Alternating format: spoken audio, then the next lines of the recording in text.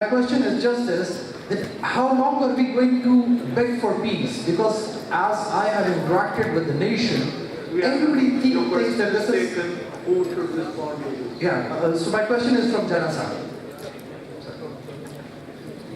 I think, first of all, we must understand that the national policy is not begging for peace. I think we must understand this word is itself does not exist in the diplomatic field.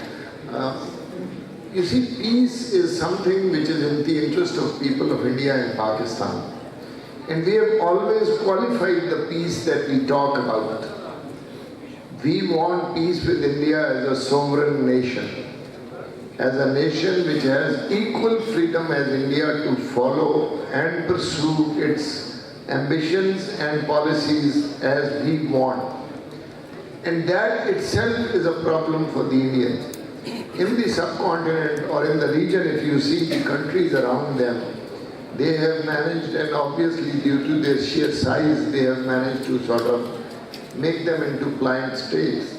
Pakistan is the only country who stood up to the Indians. And then you see it hold goods for a larger design also, which is international sort of a design. So therefore, I think this term, I don't agree with it. We are not begging for peace. If the Indians want war, we are ready for war. And this has been said very clearly by the Prime Minister also. But then war can be started by somebody but cannot be stopped by that somebody. Once the war starts, then it is a free-for-all.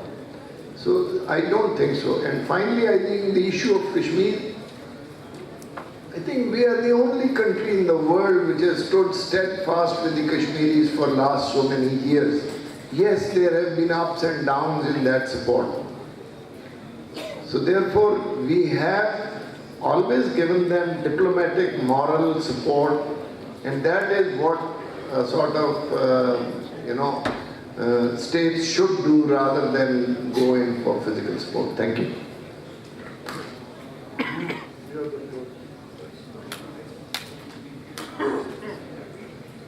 Razak Khan, Special Correspondent, PD World. Ambassador Basit, please.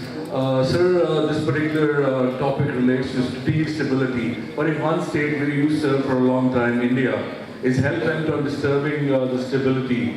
I mean, with the size of Pakistan, the population, the nuclear weapons, 150 around the warheads that we possess, do you believe that our foreign policy is compatible with the potential that we have as a nation? Because even Afghanistan, a fake state propped up by America and the West, is showing us eyes all the time, even these days.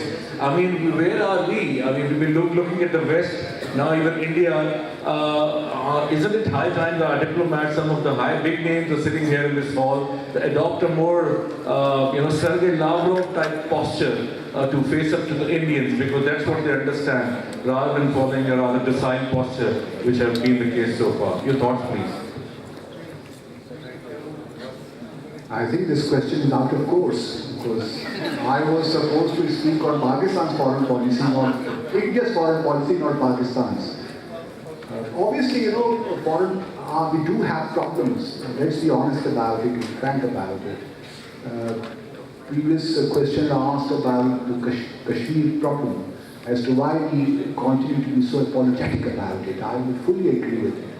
And in response to that, General Saab said that Pakistan has been steadfast when it comes to the Kashmir dispute. That is exactly the problem. While Pakistan has been steadfast to a certain extent, but the international community is not standing with us on that issue. That is exactly the problem.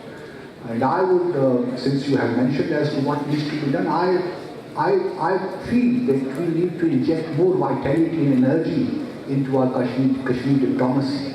And one step could be that we, Pakistan, may appoint a special envoy on Jammu and Kashmir, who should be in a position to coordinate diplomacy on Kashmir, not only internally, but also create awareness abroad on this particular dispute and whatever is happening in Kashmir. So much needs to be done, but I think today that is not the topic for our discussion this morning. Thank you. Last question. There was that gentleman standing in the back.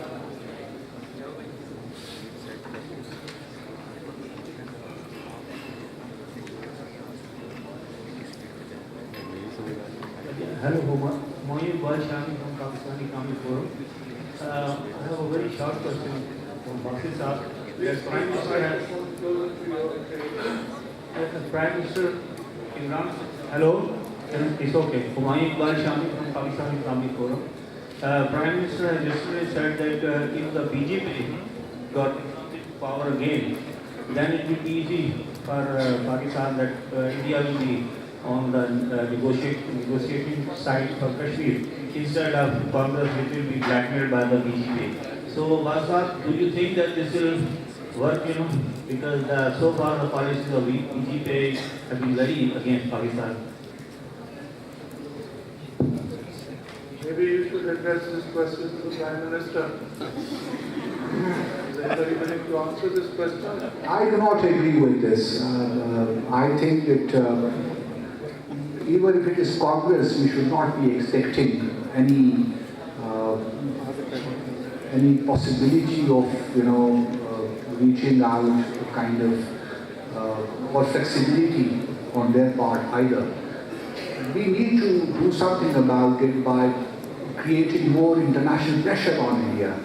And then also if the struggle sustains itself for the long years, that would also help to put some pressure on India. So it's a kind of 2-3-pronged approach that Pakistan needs to pursue. Bilaterally as well as internally, the indigenous movement is now reached at the level where I think it is now self-sustaining and it will have its own momentum, no matter how much force India uses against that.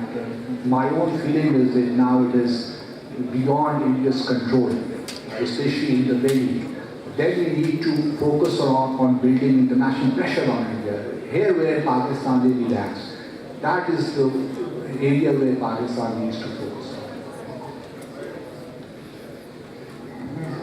Mr. Bassett is a guru on Indian affairs, and I will dare to disagree with him. In my opinion, it's a very personal opinion, and as I said, I'm basically an optimist. I see a change in Mr. Modi's policies once he gets elected, which seems sort of happening. I think there will be a definite change in BJP and Mr. Modi himself in the coming 5 years or the coming electoral tenure in a different sort of a manner. I think he will be looking at a legacy. His legacy, what does he leave behind? Either he captures whole of Pakistan or he brings peace with Pakistan. So that is how I see it. Thank you. Thank you. The distinguished participants, we are coming to the end of this session. But you have heard 3 distinguished speakers. I do not wish to add much to that. But to some of the questioners, I would suggest that perhaps we should not be jingoistic about war. War is never a solution to any problems. And also working for peace shows self-confidence in the nation. It is not begging for peace from anybody. And we should all the countries in this region, be working to promote peace and cooperation and economic welfare of our people. With these few words, I would like to conclude this session to allow the next session to take place. Thank you very much for your patience. This session is concluded.